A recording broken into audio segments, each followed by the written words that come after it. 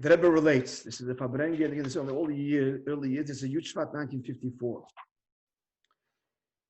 The Frierdiker Rebbe, the previous Rebbe, related regarding his father, the Rebbe Rashab. In the year Tafei Samavov, 1906. So then a Kol Kera means a literally voice that calls out. It's a term that's used to describe a message of the Rabbanim that the collective group of rabbis declared issue to jury, world jury, or the Russian jury. So there was a certain statement that came out from the Rabbanim, and the whole, you know what, I don't recall what it is. It's interesting to know the context, and I'll look it up, God willing. But at any rate, it's in the back of my head. But the one behind this whole galvanizing all the Rabbanim to come out with this call to Russian jury was the Rebbe Rashab himself. And nonetheless, when it came to signing the Kol Kera, he didn't want to sign first, even though he was the one that initiated the whole thing. I mean, obviously it was a Kol Kera, calling a Russian jury, Yiddishkeit in some area to remain strong, what have you. So even though he was the initiator and he put it all together. So he didn't, because he said, because if he'll sign first, then there'll be someone, in his words, that will sign not willingly. He'll have to sign, but he won't sign with all of his heart. And he doesn't want. He wants everybody to enthusiastically, all the other Rabbanim, to enthusiastically endorse and be part of this call to Russian jury. And therefore he doesn't want to be the first signature. You know, Chassid and Babisha Rebbe. The Rebbe continues. So it was with all the Rebbeim, that if there was any shash, any suspicion, that if they lead it, this will somehow diminish what needs to be accomplished, they stood on the side, and sometimes even the name didn't appear at all, and it should come out in the names or the name of somebody else. And another related story, the Rebbe said, the previous Rebbe related in the name of his Zayda, the Rebbe Marash, that there was once a time when there was a strong persecution against the Yidden in Russia. And so community leaders were working on this at the government level to stop the pogroms and the instigation. And the Rebbe Marash, it was on a revealed level, was not involved at all. Now the Chassidim didn't want to ask, of course, you know, why the Rebbe is not involved, but it hurt or bothered them. Why the Rebbe Marash is not involved in this? That's the protection of Eden. So eventually, the Rebbe showed a letter. This is the previous Rebbe, not the Rebbe Marash.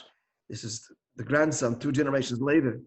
He showed a letter that you can see that the Rebbe Marash started the whole involvement of these community leaders. The whole pressure on government all came from him. But again, for reasons, for the success of it all, he didn't want his name to appear at all. And so Chassidim didn't know and nobody knew. And this is only the grandson is revealing in the archives the letter. The Rebbe concludes, so it was of all the Rebbeim, it was not negated to them, it was not important at all that the name should be known, and it didn't bother at all that others should take literally the crown, quoting from Pirkei Avos, because only one thing is relevant and important, one consideration and no other, and that is that Hashem's desire that the dwelling place in the world and should be good for Yidden be realized. That's the end of the story. The Rebbe concludes that the Fabrengi, and he said, the Chassidim have to go in the way of the Rebbeim. And therefore asking from all of the Chassidim in the early years, that it should not be, and it shouldn't be negated to you, that they should be written about, the publicity, and they should make a tumble and give a yashakaya. That should not be the motivation or be relevant at all. Unless, he adds the caveat, that if knowing that you're involved will help, as the Rashba says, it's a mitzvah. Sometimes when you give tzedakah, ideally you should give tzedakah in such a way that nobody knows. But if giving tzedakah will inspire others, he gave, so I will give, then, says the Rashba, to have Mesiras Nefesh, and allow your name to be publicized. So if that's what it is, fine. Mitzvah the Pharisim, mitzvah, that's a quote from the Rashba. It's a mitzvah to publicize those who do a mitzvah in order to arouse envy that others should want to emulate. But if that's not going to happen here, then this should not be the point at all.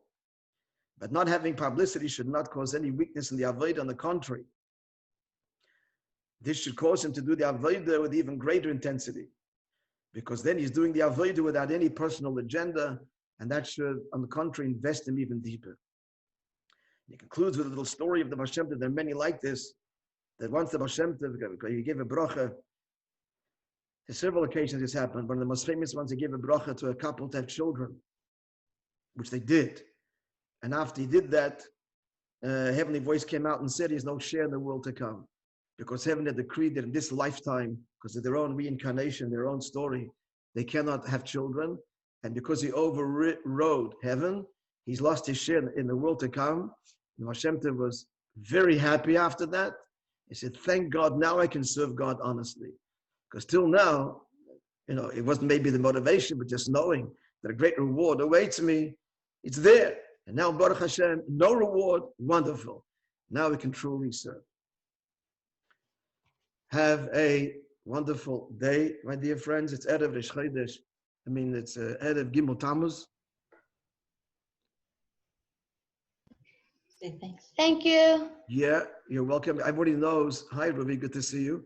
I'm sure you all saw on the internet that these wonderful programs put out on the internet for family tonight and tomorrow to gather around the computer literally and be inspired and be learned. Here in Montreal as well. And you'll be receiving this email, God willing, what's today? Today. And that is on Thursday from 8 o'clock in the morning till 8 o'clock at night. Gimel Tammuz, every half hour, a different shiur by a shliach, a local shliach, on some aspect of the Rebbe's Torah, different subjects through the lens of the Rebbe's teachings. So at some point, whatever you like, you can tune in to a local shiur. And then there's the wonderful other programs being put out by Vaad Oir V'Choim that you can connect to. Obviously, tonight and tomorrow, the day should be a day of deep connection and adding in all good things. Obviously, Chitas and Rambam, Mivtzoyim, wherever that's possible, reaching out to a fellow Yid, learning about the Tetzaveh, each one on their level. Have a wonderful day, everybody. And not to forget to write a pun. And not to forget to write a pun. Yeah, we're going to be sending that to you as well, that you can delete or just send it yourself. Yeah.